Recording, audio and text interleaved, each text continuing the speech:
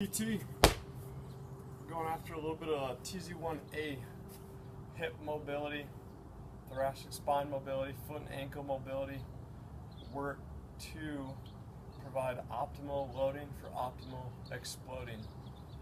We have the help here of our little medicine ball. This is designed for the throwing and the swinging athlete, whether you're a golfer, whether you are a baseball pitcher, a hitter, lacrosse, hockey player, football player, quarterback. This is designed to kind of help you all out in terms of three-dimensionally loading kind of that back hip. We need to remember that the body moves uniquely in a system that it gathers feedback from its sensory receptors, provides information to the body in terms of what that sensory motor integration is. So the body's ability to gather, analyze, interpret information to anticipate, select, and execute sequentially the right three-dimensional movements. We use our hands in an object such as this medicine ball as a little resistance to overload and to take advantage of the top-down drivers that we were given, aka the arms and the thoracic spine, to load the hips, to load the feet and the ankles. This is going to be a very, very basic little thing to get us going specifically only towards kind of that TZ1A positioning for, again, our swinging and kind of our throwing athlete. So let's go ahead and take a little look here, guys. So we're going to set ourselves on up. So whether we're a golfer, a hitter, a pitcher in baseball, thrower from the outfield, from the infield, some things that we have in common are that our hands are going back, we're going to load our hip. So with that being said, the position of our hands relative to our hip, our foot, and our ankle are pivotal in regards to optimizing power, kind of loading ability that we need to be able to consistently and efficiently reproduce our best results. So what we're going to be doing here with our back foot, we're going to be kind of loading our med ball over the top of our right shoulder, and we're going to just be taking some little steps or some little lunges right on back. It's a great way to overload that sagittal plane, so decelerating that right hip into flexion so we can get some good extension. If you throw and you hit, you need to be able to extend off that back hip. We have a lot of rotational and a lot of frontal plane type loadings kind of taking place here as well. With the medicine ball position off to the right, we have pelvis rotating left. We have thoracic spine shoulder girdle complex running to the right, which coincidentally enough gives us relative rotation to the right. With our arms on up, we're going to get a little side bending to the left. It gives us a little type 1 kind of out of sync kind of loading right here. So we'll play around with these guys. We're going to go posterior medial. Why, you say, do we add posterior medial? We had a little posterior medial lunge and a little kind of crossover step so that we can take advantage of the separation of our thoracic spine and our hips a little bit more. So going after that transverse plane as well as that sagittal plane. So rotation wise right here, we're getting that good relative internal rotation at that right hip with pelvis rotating left, shoulder girdle, thoracic spine rotating to the right. You'll often see a lot of our throwing and our swinging athletes when they go to load on up, this foot, ankle, and hip bail on out. Well, they're not able to load in the butt, in that lumbopelvic hip complex, that posterior, that lateral pelvic girdle is not getting turned on. The body then compensates. We have inconsistent and inefficient movement patterns. So on these guys, we're just going with a preset upper extremity to load from the top down.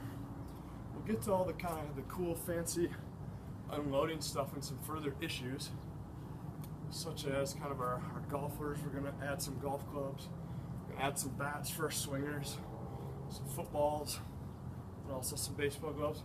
We're going to go posterior lateral now.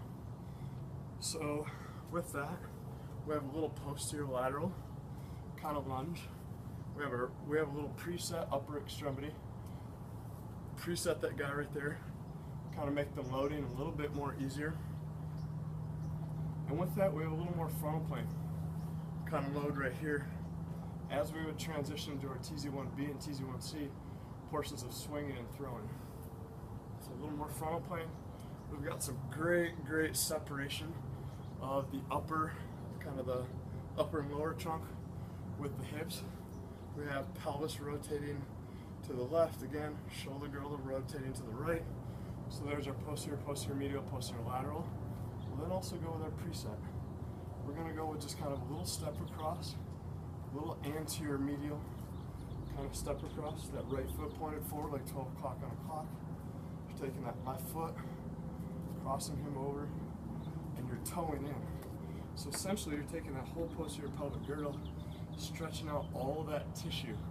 We have femur rotated right, we have pelvis rotated right, but because of the top-down driver with the ball right here, with our hands, we have shoulder girdle, thoracic spine rotating to the right faster and further than what we do the pelvis because of our bottom-up driver from the left side, acting pelvis on the left, ilium to the left, ilium to the right, therefore giving us that good internal rotation so that we can externally rotate and explode out of that. If that makes sense. What we're going to do now with all those guys, we're going to add a little chop to it. We're going to add a little contralateral chop to really kind of add that little component of the stretch reflex. The body and that feedback of stretch compression to be able to continue to gather kind of the firing, taking advantage of all those little rubber bands, all those little kind of, those little slingshots that are going throughout the system to get turned on so that we can continue to kind of store further on up the chain. So let's go back to our posterior medial lunge. Let's think opposite hip, opposite shoulder. So you're going to drive in this little contralateral chop as you do it. So chop, posterior lunge, chop. We've got great out of sync rotation of the pelvis and the shoulder girdle and thoracic spine here. Great sweep loading from the top down. So contralateral little wood chop. Now we're going posterior medial with our contralateral wood chop. And as you can feel, that butt saying, wow, I'm really digging this, man. This is great. This is great. I'm never gonna bail out again. I'm finally getting turned on for the first time, quite some time. Going contralateral, little wood chops, really loading again that TZ1A, transformational zone 1A. We're more concerned about the load than we are the explode. The explode will take care of itself. Cause and effect, we trust the process. If the load is good, you will move well. If you see someone consistently and inefficiently moving out of sequence, not performing optimally, the load is not good. We're going posterior lateral now. Posterior lateral with a little contralateral swing. Again, we're going into kind of a pretty deep little lunge here. Just take simply a little step. We'll get ourselves out on the driving range sometime. Kind of take you guys through a little journey. Toss the football around. And if you notice the whole time, my foot's staying in, it's not bailing out. The foot's bailing out, there's things, frontal plane, transverse plane wise, that we need to assess, further assess down there. We need to take a look at the subtalar joint, we need to look at that mid-tarsal joint.